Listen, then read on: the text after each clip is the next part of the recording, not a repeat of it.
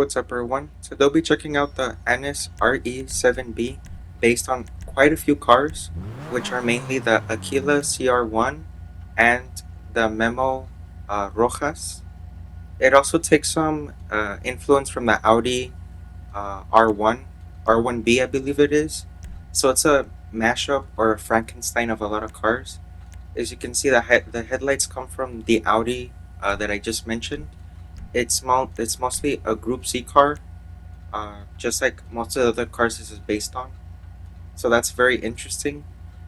I myself, I'm mostly just a regular car guy. I really do not know much about the Le Mans races. I really haven't really watched any of those. So I'm just into the regular stuff personally. Um, and also, before I lose my train of thought, I want to quickly mention that you have to place top two in one day to win this car, in a Street Series race to be exact. So it's really easy to win it. You just need one or two friends willing to let you win this thing. So just place top two for this. Now, about the car itself, it really doesn't have a lot of customization, which is a shame. Um, and the liveries that you get, they're decent. They're based on real Group C cars. I believe that's what you call them. They have their own category, their own name. And I'm telling you right now, with the colors here, it looks good in virtually any color. So if you want to make it look more like the Audi R1B e-tron Quattro, you could do that. Just paint it a silver, maybe a black.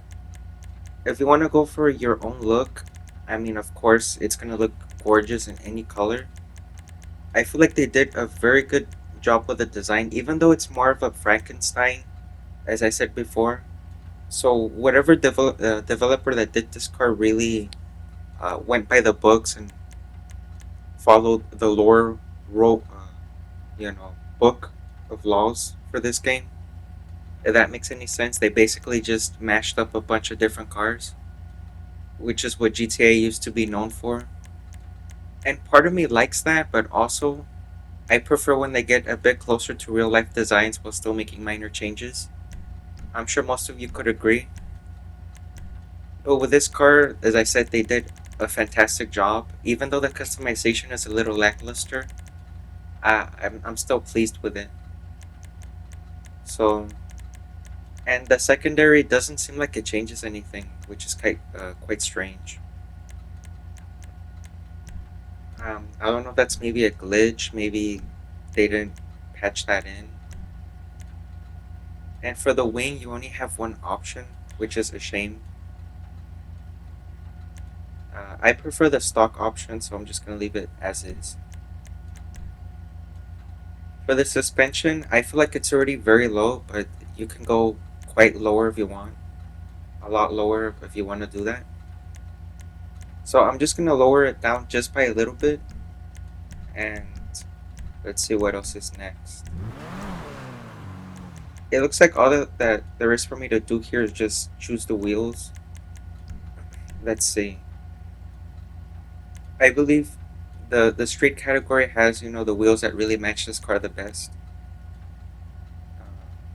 Virtually any car looks good on this actually. So if you want to go for like a kit car, like those cars that people make in their garages and stuff like that, you could kind of pretend that it's one of those cars that were made to be road legal. So personally, that's really the route that I'm gonna go with. There's some people that get Infinity G35s and then like turn them into supercars and stuff like that. So since it's not really based on one thing, I'm just gonna treat it as something that's people made in their garages. I'm not saying that it's a bad thing, but its styling is just unique. Anyone could have really designed this in the garage, to be honest. I might put a tire design on this. I'll probably just go for an atomic, because the yellow does add a bit more contrast along with the white wheels and the blue.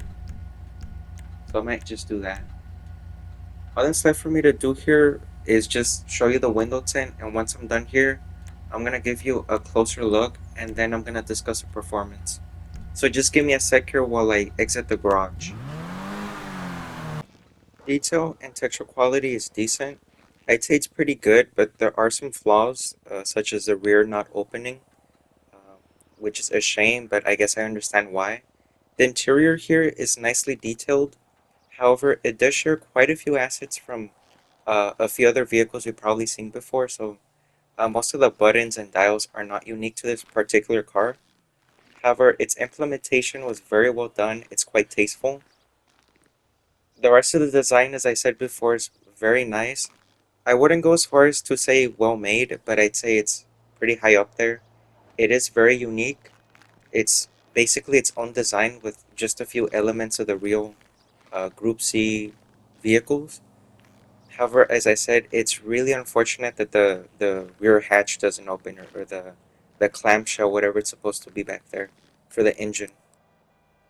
Speed and handling is decent, but I feel like the performance could have been a lot better. This is one of the vehicles that does seem to suffer from handling flags. I believe back in 2016 when this car was new, it did have like a speed glitch or something that Rockstar must have had back then. I could get the history wrong, so if any of you know about that or remember that, please let me know. However, it does seem like they very much neutered the performance. It doesn't really feel as fast as it should be, but whoever made the sound design of the engine and just the exhaust did a very good job. This sounds exactly like what it should sound like. I mean, the closest thing that I know what this thing should sound like is Gran Turismo, maybe Forza Horizon. Uh, but I'm getting a little sidetracked. If you do plan on getting this car, please get the lock-on jammer, which is also available for it. So if you drive it on free mode and stuff like that.